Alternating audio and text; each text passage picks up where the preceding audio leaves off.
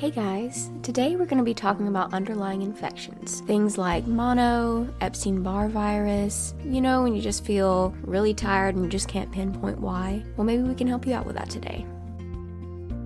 Welcome to Renewed Hope Women's Wellness. I'm Happy Sperling, wife, mom of 7, board-certified holistic health practitioner, and owner of Renewed Hope Nutrition Center. After years of searching for the answers to my own health issues, I grew tired of always being told there was nothing wrong when I knew something wasn't right.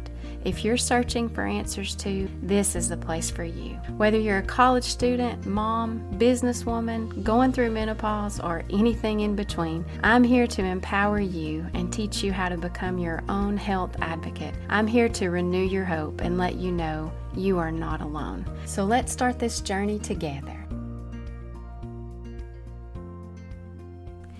So Mom, we were talking earlier and you said that you had noticed some things coming up lately with your clients, such as mono and Epstein-Barr virus. Yeah, it's really been probably in the last year or so that I started to see some changes in CBC lab numbers, which was actually indicating that people had underlying viral issues going on. And it isn't so much that you would do a full-on monospot test or blood work for, but it's definitely showing that people are dealing with chronic viruses that have been reactivated truly since COVID. Oh, wow. So, would that factor in with, long COVID symptoms? Yeah, exactly. There's not a lot of research on it right now, but I think we'll see that coming out. Often people come in post-COVID and they say they just feel like they can't recover their energy, that they're really tired. They'll have some good days and some bad days, but overall it's kind of this lingering fatigue that really isn't all explained by the other labs, and we're doing ferritin levels and iron levels and vitamin levels and still finding that, well, those are actually in target range, but they still have that issue of just chronic fatigue. And I think what COVID did, because it was new to our bodies to have to deal with, the immune system had to really work hard to get it brought back down to a manageable level. And in the process, that activated viruses or allowed viruses to reactivate that people have honestly been exposed to since childhood. And Epstein-Barr virus is really something that I have seen on the increase in the office a lot in the last 6 months. And when I say a lot, I'm talking about looking at a CBC and seeing markers for Epstein-Barr in people that are over 50 years old, and also people that are in their 20s and their 30s. And so it's kind of across all age groups that it seems like it's been reactivated as a problem. So it isn't that you could definitely always send everyone for a mono test, because you have to have an acute infection for that to show up. And mono tests are historically inaccurate because they throw false negatives a lot. Typically, when you get a positive on a mono test, you 100% know you have mono at that time. But they can show negative results when you actually do have an acute viral infection. But the ones that I'm dealing with are actually the ones that are those low-grade infections that cause this chronic issue of tiredness, and even related to heart arrhythmias, because Epstein-Barr virus particularly can cause heart palpitations if it's kicked up. So it's interesting to kind of follow that out on labs and really see that people are needing to get that viral load down, because it's a real problem. Oh, wow. So heart arrhythmia, heart palpitations, which we would sometimes just chalk up to being a stressful day or too much coffee. Right. Or, maybe over-exercising or not exercising enough. Just simple things. So this being an infection that your body can deal with for a long time, which would make you think, well, you don't have to really freak out about it, because it's an infection, your body's fighting it, it's going to take care of it. Which reminds me, I did take my blood work a few months ago, and I was fighting mono at the time, and I'm still fighting mono. Right. So it stays in your system. It does. And Epstein-Barr is a virus that we're all exposed to during childhood. 99+% of the population has experienced Epstein-Barr virus, even if you never had diagnosed mono. And maybe you didn't have the classic symptoms of a sore throat or flu-like symptoms or fatigue. You may have had those things and then thought it was just a cold or the flu, but it actually probably was the Epstein-Barr virus. Some people's immune systems dealt with it without any symptoms noticeable possibly, but you then have that nucleus of virus in your body that never goes away. Viruses are kind of unique in that we can suppress them and get them back down to a normal level in the body that the immune system doesn't have to deal with, but you don't really ever completely get rid of a viral load. And that's where when COVID happened and the immune system had to literally, it's an attack that it had never seen. It was an unprecedented virus that the human body came into contact with. It really opened up the potential for these other dormant viruses to become a problem. And a lot of that I feel like is missed. And I have a lot of clients right now. I actually have someone in her late 50s that was diagnosed with active mono just a few months ago. And she's still dealing with that because the repercussions of it reactivating into an acute infection are pretty substantial with the fatigue, especially when you're older. And honestly, that's not something we ever really saw in older people. We tended to see mono in people 18 to 26 or 30 was where we would kind of see it, like college age, kind of getting into that with the actual mono. But now it seems to not have any kind of discrepancy about age that it once did. And I think it has a lot to do with what we would call long COVID, because in practice over the last couple years I've seen that people who have long COVID symptoms, even their hair thinning, inability to ever feel like they have energy, the fatigue that kind of comes and goes, when I look at their CBCs, they actually have an underlying viral load. And if you can get that taken care of with some antivirals, then you're actually able to help them feel a lot better. And it's not that the immune system can't deal with Epstein-Barr virus. It's more that if the immune system's really busy trying to keep a virus at bay, then there's other things that kind of slip through. So it's not that our bodies can't handle it because we are miraculously made, but it causes the immune system to work harder than it needs to. And that's some of why we have such a lack of energy and the fatigue that's kind of ongoing. Mono can actually go to our heart area, so it can infiltrate the heart, and so the body basically will stop it at the pericardium, which is a sac around the heart. It's kind of the first line of defense for the heart against viruses and bacteria. And then there's the myocardium, which is kind of that another barrier as well. And so if you have mono and it's undiagnosed and you continue to push through like we do, and you think, oh, I'm just lazy, I'm tired, I can do this, and at that stage mono will eventually stop you. If it's an acute infection, you just literally can't keep going like that. But when you push through, it can actually have some pretty severe ramifications. You have to really take care of yourself because that's heart inflammation, and you have to make sure that you allow your body to rest while it's healing from the acute phase. And mono itself and the acute virus can actually last anywhere from 2 to 6 months, and the actual symptoms may only last, as far as sore throat and those kind of things, about 4 to 6 weeks, the duration, and then sore throat may only be 5 days of that or something. But the whole actual acute phase is about 2 to 4 weeks. But a lot of people don't get the sore throat when it reactivates. They actually just get fatigue that doesn't go away. And the heart inflammation is what can cause a heart arrhythmia. And so it's just some things to kind of look at and say, am I dealing with a low-grade viral issue? And Epstein-Barr is connected to 81% of Hashimoto's, which you and I were talking about autoimmune thyroid disease before we got on the podcast. And the numbers for that correlation of Epstein-Barr virus, maybe you were diagnosed with full-blown mono, maybe you weren't, and the Epstein-Barr virus can actually weaken the immune system so that you get autoimmune conditions.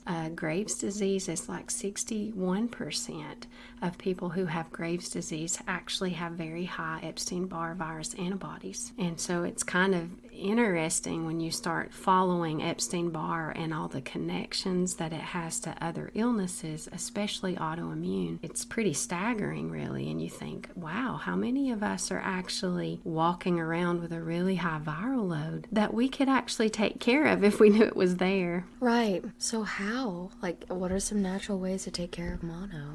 One thing is, if you go to the doctor and you are diagnosed with active mono, so mononucleosis is they're going to tell you to rest, possibly take ibuprofen for the aches and the pains if you're having those symptoms. And they don't really have anything else that they do for it. That's because it's a virus. And so they want the body to actually try to take care of it on its own. And that's a very healthy pattern. But often, if your body has a reactivated virus, it's struggling to take care of it on its own. So coming in with an herbal that's an antiviral can make a huge difference for people. And I've seen this when our own family and also with clients, that using oregano oil capsules, a very high dose, so it has to be a clinical dose to work, but taking those you would for 4 weeks as an antiviral, antibiotic.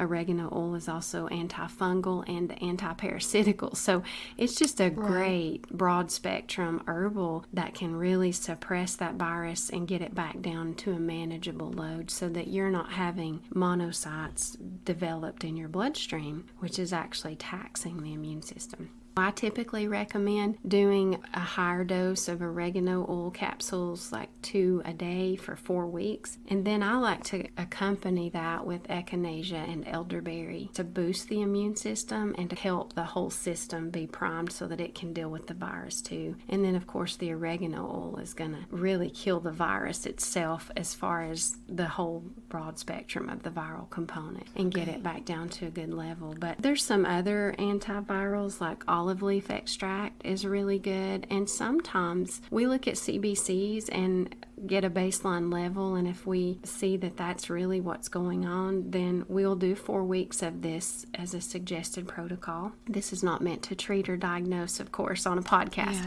but we actually will treat with that and follow up with a lab in 4 weeks and see what the CBC is showing then, and then actually do an olive leaf extract or one of the other antivirals. There are several, and do a second run. You don't want to take oregano oil capsules for a prolonged period of time because they are wonderful, but you don't want viruses to become resistant to anything that you're using, so you don't use it long term. Echinacea is like that too. That's why it's like a 4-week regimen. You just get in there, you shore up the immune system, suppress the viral load, and then just stop taking those and give the body a break so that if you ever need to do it again, there's no resistance strains there. Elderberry is more of something you can do all the time to keep the immune system up. I like a tincture with that, so an elderberry tincture, especially in the winter months, just to keep your immune system in better shape than it's going to be with everything that it faces. Okay. One thing that you can do as far as a takeaway is to get a CBC with a differential. And when you ask for those labs, you want it to have the differentials. And that means that it's going to have a different breakdown of your blood cell counts. And that's where you can find those hidden viral loads. Again, you have to have a certain criteria for mono to actually be diagnosed on a blood test. Right. But you can find in a CBC, if you've got these underlying viral loads, you can go and do follow up with an Epstein-Barr virus profile, which is 3 numbers. And one of them will be an antibodies that stays high for your whole life if you've had Epstein-Barr. So we know that number's going to be there. But in that profile, there are 2 other labs that will actually indicate if you're actually in a staging of an Epstein-Barr uprise. So that can tell you kind of where you are from that. And they're much more accurate than a monospot test in itself. Okay, so we'll rule out whether or not you're fighting mono. Like, for example, an 11 is where you're truly diagnosed with mono, right? Yeah. It's active. You're actually looking at a monocyte level on your blood test. That's exactly right. If it's above 11%, that's a good time to just go and say, I need to get a mono test done to see what my levels, because that's indicating an acute issue. So that's where it's most dangerous.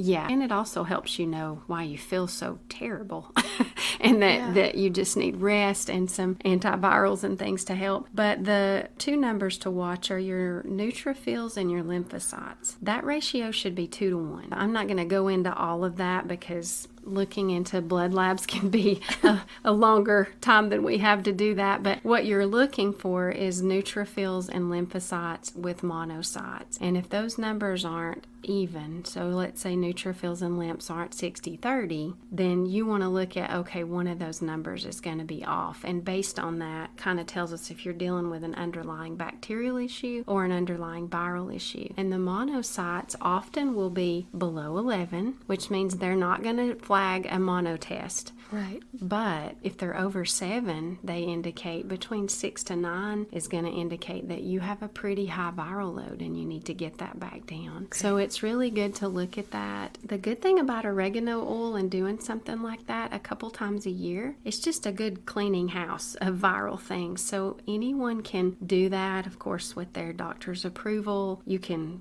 take an oregano oil capsule and just kind of do that almost like you would do an anti-parasitical, just a good cleanup. And oregano oil does cover all the bases, which is really a good thing. And there's not any downside to doing that for most people as long as you don't have any contraindications for it. So there's generally no side effects to oregano other than smelling like a pizza. Yes.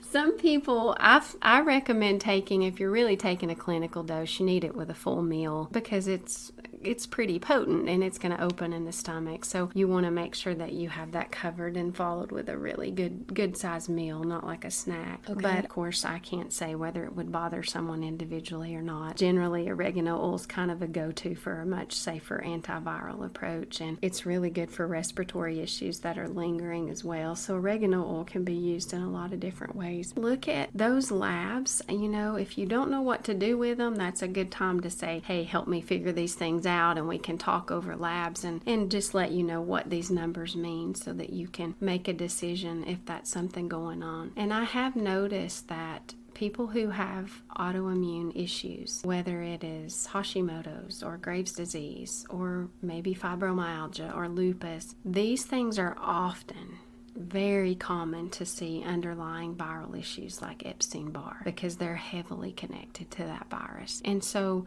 getting the viral load down can actually help someone be non-symptomatic, which is pretty amazing. And when people are dealing with autoimmune diseases that can't really be diagnosed by their doctor, you want to know what your viral loads are because that can be the hidden thing that's making someone feel so bad. I will say these are not numbers you're going to see flagged on a reference range. When you look at a CBC, you're going to often be well within range and you could still have a viral load. It's about looking at them through a functional medicine lens and actually looking through it, knowing what the optimal numbers are, and then being able to say, well, what does this actually mean? And blood work is amazing for that. A CBC can tell so many stories, and eosinophils, when they're above a certain level, can indicate if you're having a parasite load or if you're dealing with food allergies. Monocytes, dealing with viral loads, especially Epstein-Barr. So there's a lot in there that is kind of fun to look at and just rule out. And I know when we looked at your labs, it's like, oh wow, look at that, that's going on. And then inevitably I hear clients say, yeah, that's exactly right, that's about the time. And if you really listen and you think about, did you have a time where you felt like maybe you would have had mono, which is very similar in symptoms to COVID, and just say, could that have actually started something, either a COVID virus you've had in the last year or earlier, or mono that was diagnosed. You feel horrible. So, it's worth it, guys, to just go get some blood work done. I'm glad I did. At least I know what I can do now. Yeah, and being able to present that to someone who actually can say, well, this is what that means, and there's something we can do about it. That's important. Don't go and try and Google anything, because it will just either scare you to death or you think you're doing well and you're really not. And a lot of things with labs, it just takes looking at them a lot to get familiar. And if you just start plugging numbers in on Google, you're probably not going to get the greatest information. Maybe you'll hit it lucky and have some. But I have just saw so much the need lately, and you and I talked about this, to just let people know that, hey, mono's still around. It didn't go away when we were kids. It's just how it manifests itself is very different. And hypothyroidism has a great connection to Epstein-Barr virus, and how well tell people do with their thyroid treatment can be, if you're dealing with a viral load, again, that thyroid is the canary in the coal mine. It's like something's wrong. And so you can kind of trace a lot of things back to that. Now, I'm not saying your bunions are because you have Epstein-Barr virus. I don't want to hang the hat on that for everything, but I think we're missing key hidden things that really are not as hard to find as we think they are. You just have to know where to look. Right, you need a trained eye, like Mom, to look at your labs. There's a plug for making an appointment. But if not, there's a lot you can do on your own through research. But ask for a CBC with differential when you get your blood labs. And if you're not feeling good and you're like, I wonder, get those labs done and then make an appointment to get somebody to go over them with you. That somebody would be me, preferably, but anybody that has a functional medicine lens. So cool to look at labs. I really geek out on them because in practice, looking at labs and going, oh my gosh, you have all these symptoms and you have this, and look there, you have viral load that is showing up in those blood labs, and seeing it day after day after day gets me excited because we can do something about that. Right. And, we have to be easier on ourselves because we went through a lot with COVID and we were introduced to a lot and we got sick a lot. And I think now's the time to just assess the damage. Yeah. And the last thing I'll say on that with COVID is one thing we know about is people having myocarditis. Yeah, which is that's what been a I big mentioned thing. too with the COVID vaccine and also with COVID. And what's interesting about that is knowing that viruses can attack the myocardium of the heart. So it isn't that rare to think that Epstein-Barr virus as a virus can actually cause that. And when you actually look up the research in PubMed, there's a huge connection to mono and pericarditis and myocarditis. And we saw the same thing with COVID. But could it be that COVID actually weakened our immune system to the point that it allowed other viruses like Epstein-Barr to actually permeate areas that normally wouldn't be, causing myocarditis and pericarditis? So we want to hang everything on COVID, and I think we have to give it some credit for the chaos that it caused. But sometimes it's just that that's actually gone, but we're still dealing with these old viruses that got to get their stuff going on again, Right, and nobody wants to live constantly exhausted. You can do it for a while, but I know I'm tired of it. Yes, exactly. So some food for thought is that symptoms are not enemies to be destroyed, but sacred messengers who encourage us to take better care of ourselves. Thank you so much for listening. If this podcast inspired you or encouraged you in some way, please leave us a review or share this episode with a friend. If you need help connecting the dots of your own health journey, I would love to help you with that. You can reach me via the link below to set up a one-on-one consultation. You can also connect with us by joining our free Facebook community, which is linked below, or at healthywithhappysperling.com. Until next time.